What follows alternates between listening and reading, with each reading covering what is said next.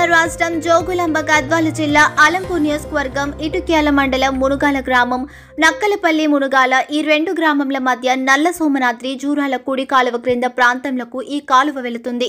ఈ కాలువ వెంబడి మిషన్ భగీరథ నీళ్ల పైపు లైన్ ఇటుక్యాల సమీప ప్రాంతంలకు వెళ్లడం జరిగింది.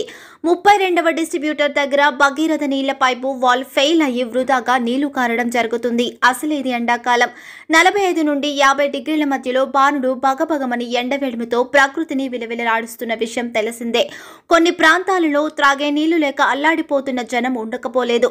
ప్రజలకు అందుబాటులో త్రాగే నీళ్లు ఉన్నా ఇదిగో ఇలా వృధాగా నీళ్లు నేలపాలు అవుతున్నాయి. ప్రజలు తిరుగుతూ ఉంటారు కానీ ఇది ఎవ్వరికీ పట్టనట్టు చోద్యం చూస్తున్నారు. ఇలా త్రాగే నీళ్లు ప్రజలకు అందాలి కానీ ఈ నీళ్లు వృధాగా పారిపోతుంటే ప్రజలు త్రాగే నీళ్లు లేక ప్రజలు కాలి బిందెలతో నిరసన చేయకుంటే మరి ఏమి చేయగలరు? ఇదంతా అధికారుల నిర్లక్ష్యం వలన ప్రజలకు త్రాగే నీళ్లు చేరుకోవాలి కానీ త్రాగే నీళ్లు చెరువులాగా వృధాగా పోతున్నా పట్టించుకునే వాళ్ళు లేకపోలేదు.